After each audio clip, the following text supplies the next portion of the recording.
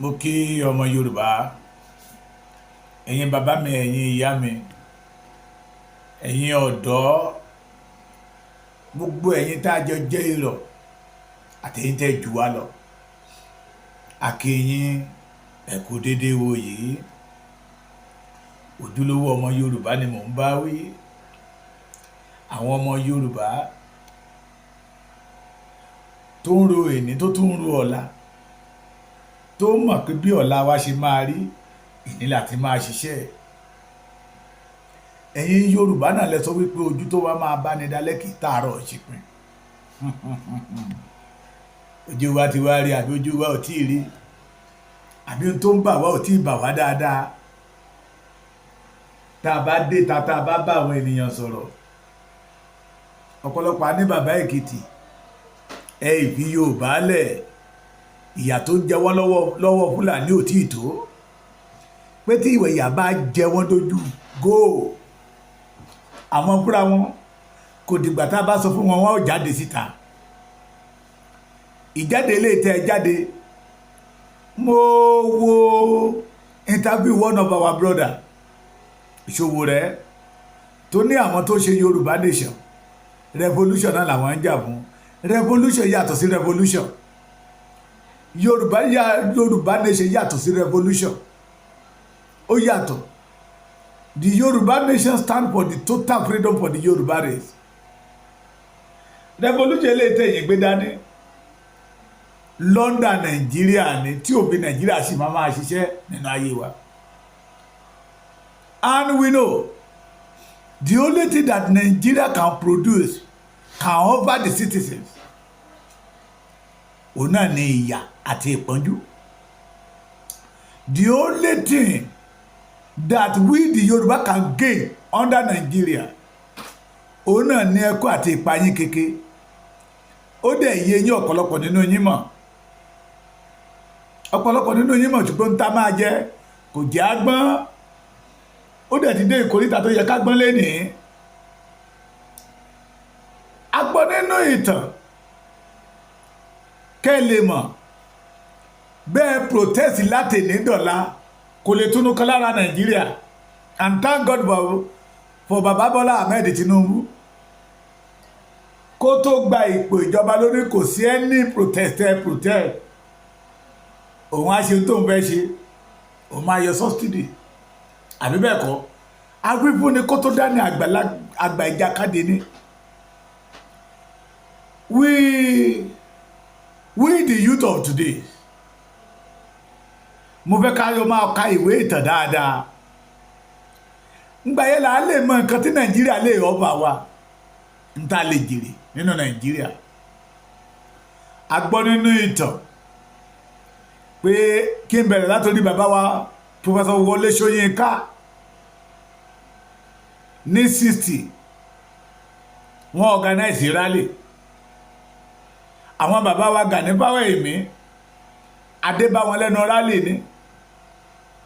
Àwọn bàbá wa Táyé Ṣóláàrin adé bá wọn lórí protest náà ni. Bẹ́ẹ̀ ni kẹ̀rẹ̀kẹ̀rẹ̀ tó fi di sí 80 tó di 90 tó wá di year 2000 now. The only thing that Nigeria can offer you is to protest, and at the end of the day, nothing show for it. Nothing come out for it. Mi ní fẹ́ ká lọ jìnnà nígbà ayé Babangida, ìjọba ológun, nígbà ayé Ṣàgárí, àwọn gbàánì náà jáde síta. We no go gree. Wọ́n jáde nígbà ayé Babangida kúrò ńbẹ̀, Abacha débẹ̀, wọ́n jáde fún rally náà fún protest. Nígbà tí Ọbásanjọ́ débẹ̀ ní 1999, ẹgbẹ́ ṣe àwọn protest ni. Láti 1999 to today, ìjọba wo ló dé tí a ò ṣe ìkéde ìfẹ̀hónúhàn and the end of the day tí ò mú èso kan tó dára jáde.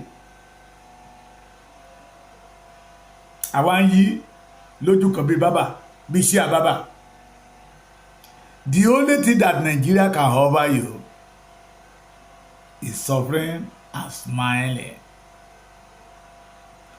No amount of protest kò túnú ká lára Nàìjíríà torí ó ti domi ara àti ẹ̀jẹ̀ ara wọn.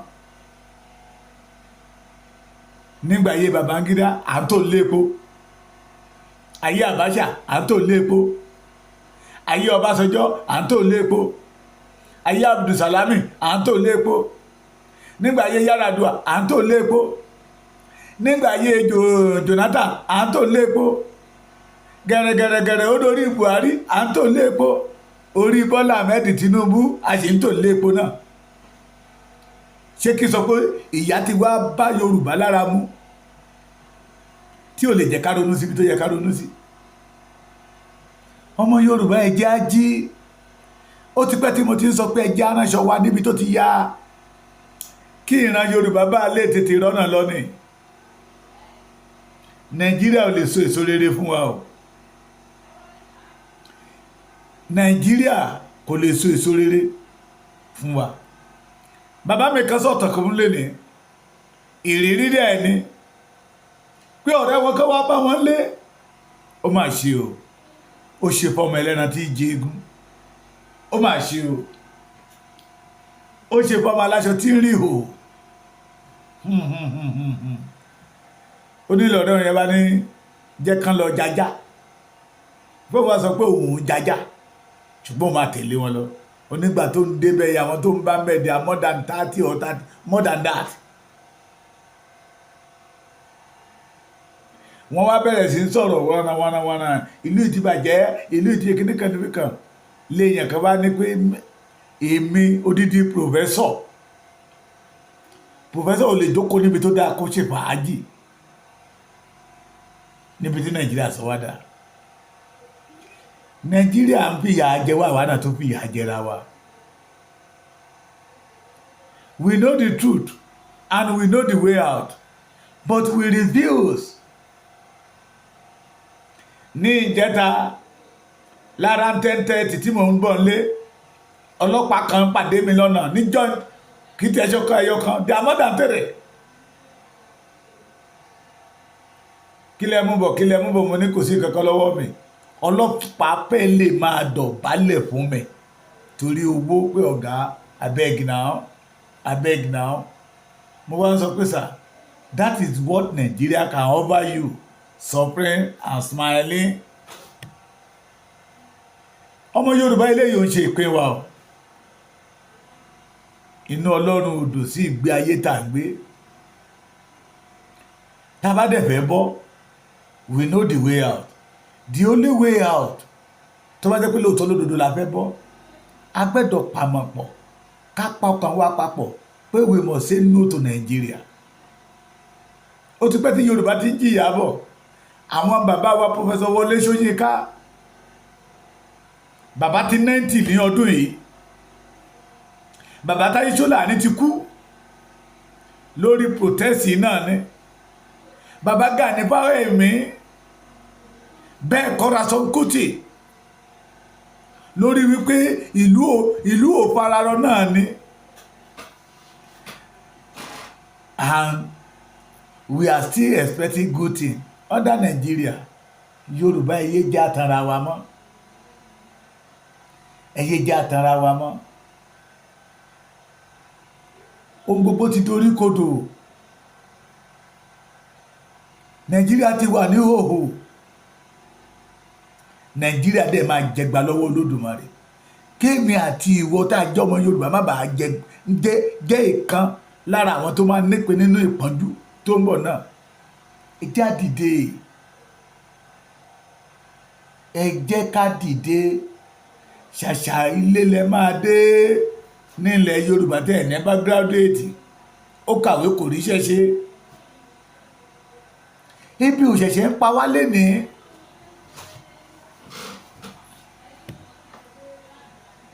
Ẹ ti gbàgbé orin ìlú lè kò sówó lóde. Kì í máa ṣe àdánà kọ. Kì í máa ṣe jẹta. Orin 1973. Ṣé ẹ ti gbàgbé evangelist Tìmí Òṣùkọ̀yà ni? 1993 iléyá ọmọ Yorùbá ó ní tí a kò bá mọ bí àmì rè ká padà sílé. Nigeria can now offer you a good thing. Ẹjẹ́ àtètè àwọn Fúlàní kan ti sọ pé let me read one sentence for you. Ohun tí mo fẹ́ rí lè tí mo fẹ́ kà yìí ó wà nínú péjì Koiki Media. Ẹ lè lórí ọ̀fẹ́ kẹ́ lọ síbẹ̀ kẹ́ lọ wò. Koiki Media póòsì ẹ̀ ó póòsì ẹ̀ síta o. Káwọn ọmọ Yorùbá ká jí lójú oorun a ti ń sùn. Wọ́n sì ń fẹ́ kọ́ wọ́n sì fi ń taná fún wa. Àṣírí àwọn olóṣèlú yẹn dẹ̀ ti sí wa lọ́wọ́.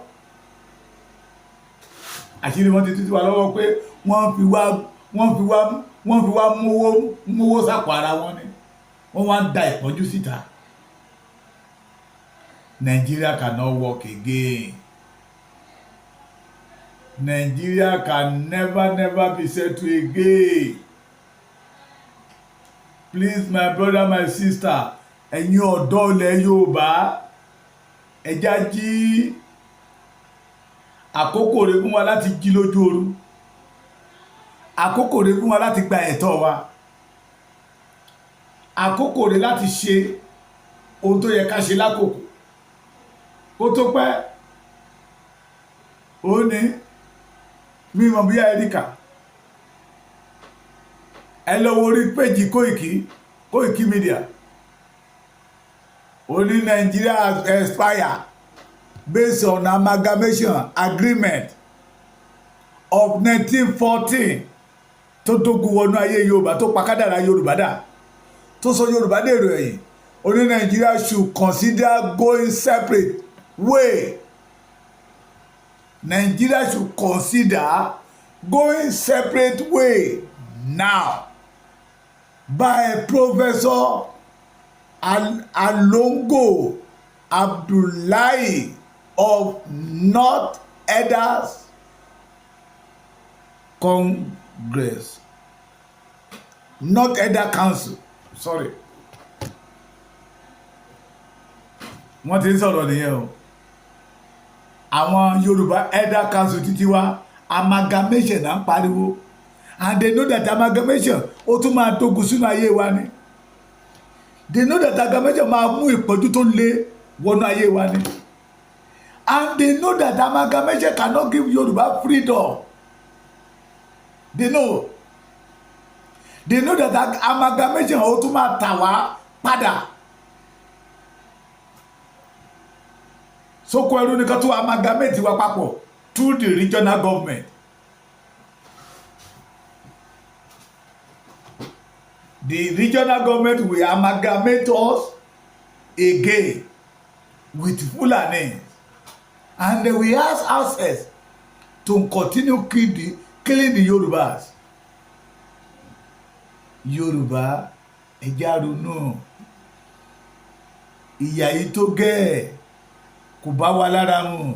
Orin tá ń kọ kiri nìyẹn. Ìyà yìí tó Jésù kò bá wa lára. Jésù kọ́ ló ń fi ìyà jẹ wá, Ọlọ́run kọ́ ló ń fi ìyà jẹ wá. Àwa là ń fi ìyà jẹra wa. Torí we know the way out.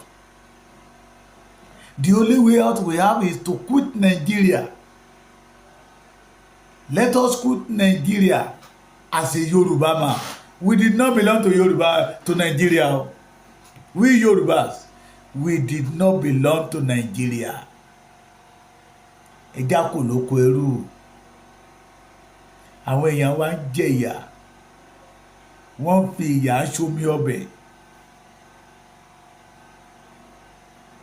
Ẹ wo protest tán ṣe. Ó sọ̀rọ̀ fún àwọn ọmọ Yorùbá ni pé lóòótọ́ àti lódodo we are not one. Protest yẹn fi hàn pé lóòótọ́ àti lódodo Nigeria is not one. Protest yẹn jẹ́ ká di mímọ̀ fún wa pé there is nothing like a unity in Nigeria. Tẹ́lẹ̀ wá ní one Nigeria, one nation. Ojú wa ti wá láwọn tí àwọn olóṣèlú fi ń parọ́ fún wa àti wá mọ̀ sí pé there is nothing like a unity Let Yoruba go.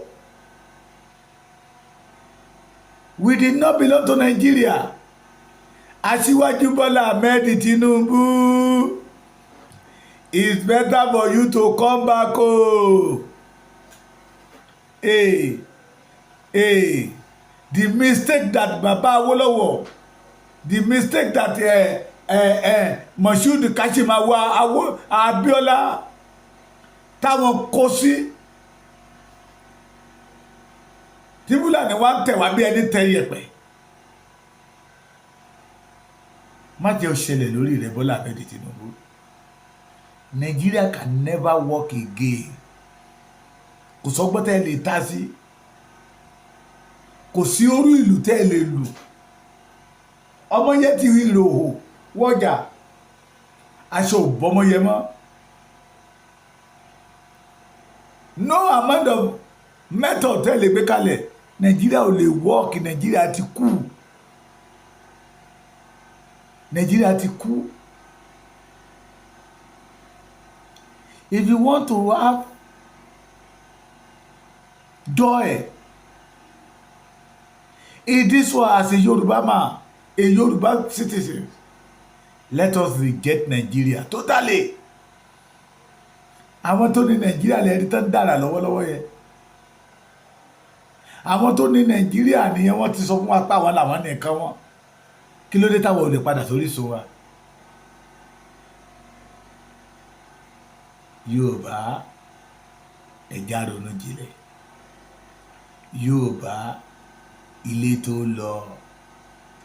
Yorùbá ẹja ránṣọ wa níbi tó ti yá. Yorùbá wọ́n ní iṣu àtẹnumọ́ràn kì í jóná. Yorùbá Nàìjíríà yìí ṣe ilé wa. Yorùbá Nàìjíríà yìí ṣe bí ìsinmi wa. Yorùbá ìtìjú ńlá ni tá a lọ́kọ́ lé tá a fọwọ́ kó mi. Ẹ wá wo ibi níta.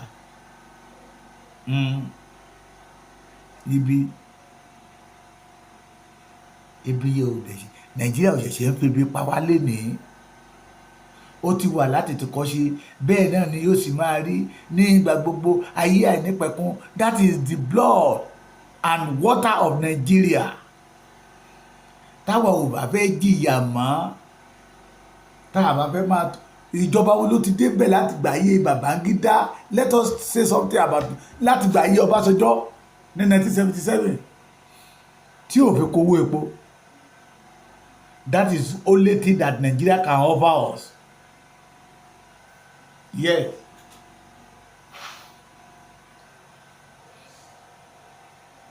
Ìjọba ìdúgbò nígbà àwa fúnra wa la fi wọ́n lórí ọ̀fẹ́ láti máa fìyà jẹ wá.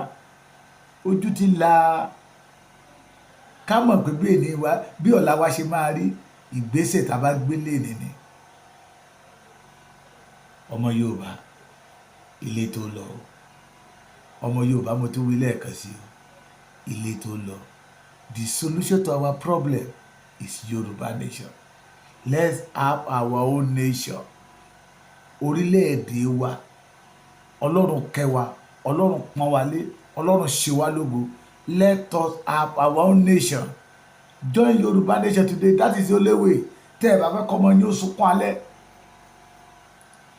Tẹ́ ẹ bá fẹ́ kí àrọ́mọdọ́mọ yín ó máa ráre. Tí ẹ bá fẹ́ kí àrọ́mọdọ́mọ yín ó ṣerú Fúlàní. Join Yoruba nation today. That is the only solution. Say no to regional government. Regional government will amalgamate us back. Atuma wọnú oko ẹrú lọ. I want you to say no to regional government today. God bless you.